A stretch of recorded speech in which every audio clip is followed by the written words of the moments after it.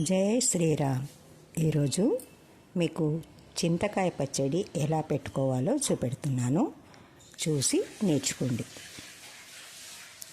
చింతకాయను market నుంచి తీసుకొచ్చాక మంచిగా శుభ్రంగా కడిగి వాటిని తుడిచి, అంటే పదన లేకుండా నిల్వ ఉండాలి కదా, అందుకని పదన లేకుండా తుడిచి ఒక దాంట్లో పెట్టుకోండి.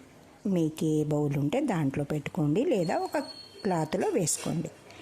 వీటిని తుడిచిన తర్వాత ఇలా రెండు గింజలుగా, అంటే వాటి పీచు నార అలాంటిదంతా బయటకు వచ్చేస్తుంది. అలాగే వేస్తే కొంచెం మిక్సీ చేసేటప్పుడు కానీ మనకు దంచేటప్పుడు కానీ కొంచెం ఇబ్బందిగా ఉంటుంది. ఇలా నీట్గా తీసుకొని ఒక దాంట్లో వేసుకోండి. అవన్నీ వేసుకున్న తర్వాత అప్పుడు వీటిని పదన మాత్రం ఎక్కడ ఉండనీయకూడదు, పదన లేకుండా చూసుకోండి. ఇది సంవత్సరం అంతా నిల్వ ఉంటుంది, అందుకని జాగ్రత్తగా పదన లేకుండా చూసుకోండి. దీన్ని కొంచెం కొంచెంగా తీసుకుంటూ ఒక రోట్లో వేసుకొని కొంచెం సాల్ట్ వేసుకొని దంచుకోండి వక్కలు ముక్కలుగా. ఫస్టే మిక్సీలో వేయరాదు, ఎందుకంటే వాటికి గింజలు ఉంటాయి కదా, గింజలు బయటకు రావు. ఇది 2 రోజుల 3 రోజుల ప్రాసెస్. ఇది 3 రోజులు, ఎందుకంటే 2 రోజులు అలా నానిన తర్వాత వాటి గింజలు తీస్తే వస్తాయి.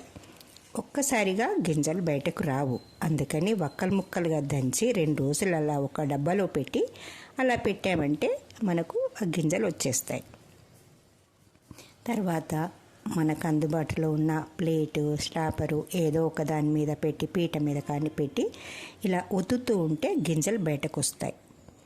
వచ్చిన గింజల్ని తీసి మనం ఒక పక్కన పెట్టేసుకొని, ఆ గింజలంతా అయిపోయిన గింజలు ఏమీ లేకుండా చేసుకొని దాన్ని స్టోర్ చేసి పెట్టుకోవాలి. మనకి ఎన్ని రోజుల వరకు ఉండాలన్నా ఉంటుంది, సంవత్సరం కానీ 2 సంవత్సరాలు కానీ ఉంటుంది. అలా ఒక డబ్బాలో పెట్టుకునే డబ్బా కానీ, సీసా కానీ, జారు కానీ, మీకు ఏది అందుబాటులో ఉంటే దాంట్లో పెట్టుకోండి. మనకు అవసరం ఉన్నప్పుడు పచ్చిమిరపకాయలతో కానీ, పండు మిరపకాయలతో కానీ చేసుకోవచ్చు. ఎలా అంటే ఇప్పుడు మీకు పచ్చిమిరపకాయలతో చూపిస్తున్నాను. ఇది చిన్నపిల్లలు కూడా ఇష్టంగా తినేలా ఉంటుంది. ఎందుకో చూడండి. పచ్చిమిరపకాయలు ఒక 6, 8, అంటే మనం ఎంత క్వాంటిటీ తీసుకుంటున్నామన్న దాన్ని బట్టి. ఇక్కడ 2 స్పూన్ల చింతపండు, అది చింతకాయది దంచి వక్కలు ముక్కలు దంచింది ఉంది కదా, దాన్ని తీసుకొని దానికి సరిపడా కారం, అంటే మనం కారం ఎక్కువ తింటామనుకుంటే కొంచెం ఎక్కువ వేసుకోవచ్చు, కానీ దీనికి ఈ చింతకాయది ఎంత ఉందో కారం కూడా అంతే ఉండాలి, అప్పుడు కరెక్ట్గా ఉంటుంది. అంత కారము అందులో వేసుకొని, మిరపకాయలు వేస్తున్నాను ఇప్పుడు, పచ్చిమిరపకాయలు, కొన్ని వెల్లుల్లి, కొంచెం జీలకర్ర వేసి మిక్సీ పట్టుకుందాం. ఇప్పుడు మెత్తగా. ఇంకా కమ్మగా ఉండాలి అనుకుంటే, ఇలాగే పులుపుగా ఉండని అనుకుంటే ఓకే, లేదు కమ్మగా ఉండాలంటే ఇప్పుడు నేను చేసిన ప్రాసెస్లో పల్లీలు వేసుకోండి. అప్పుడు చాలా టేస్టీగా ఉంటుంది. పులుపు ఎక్కువగా పడదు అనుకున్న వాళ్ళకి ఇది చాలా టేస్టీగా ఉంటుంది.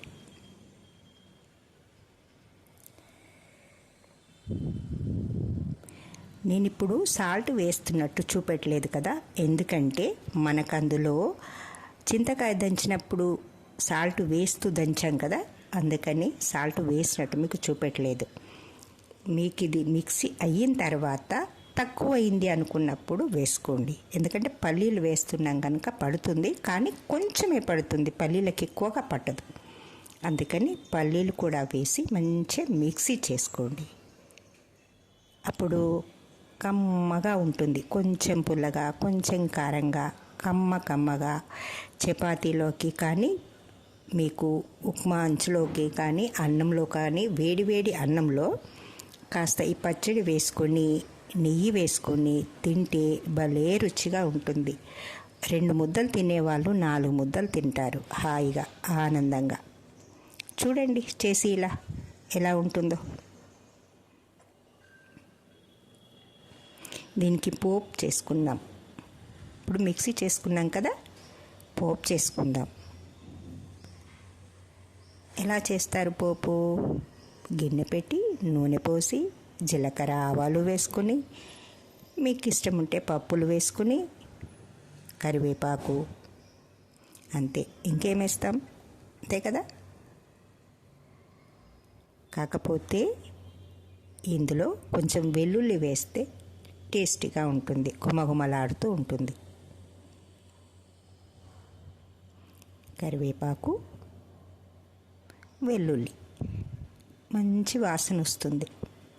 మీకు వెల్లుల్లి నచ్చలేదనుకుంటే తీసేసి ఇంగువ వేసుకోండి. నేను ఇక్కడ ఇంగువ వాడట్లేదు. కాస్త పసుపు దంచేప్పుడు కొంచెం వేసాము, ఎక్కువ వేయలేదు. ఇప్పుడు కొంచెం వేస్తే ఇప్పటి కలర్ వేరు, అప్పుడు వేసిన కలర్ వేరు. అందుకని ఇప్పుడు కొంచెం మళ్ళీ పసుపు వేసుకోండి. అందులో పోపులో వేయడం వల్ల మంచి కలర్ వస్తుంది, నూనెతో కలిసి ఉంటుంది కదా, అందుకు. పసుపు వేసి స్టవ్ కట్టేస్తే ఇంకా అక్కడ వేడి తగ్గుతూ ఉంటుంది. ఆ కొంచెం వేడి ఉన్నప్పుడే ఈ మిక్సీ చేసి పెట్టుకున్న చింతకాయ, పచ్చిమిరపకాయలు, పల్లీలు కలిపిన మిశ్రమం అందులో వేసి కాస్త కలపండి. ఇలా మంచిగా కలపండి. కలిపినాక టేస్ట్ చూడండి. మీకు సాల్ట్ సరిపోతే ఓకే, మీరు ఇంకా తినగలుగుతాము అనుకుంటే ఇంకొంచెం వేసుకోండి. ఇక్కడ నాకు అది సరిపోయింది, ఎందుకంటే చింతకాయలలో ఉంది కదా, నాకు సరిపోయింది. మీకు కావాలంటే వేసుకోండి. మీకు ఎలా కుదిరిందో నాకు కామెంట్ చేయండి, మీ ఫ్రెండ్స్కి షేర్ చేయండి. నా ఛానల్ చూస్తున్నందుకు థ్యాంక్ యూ.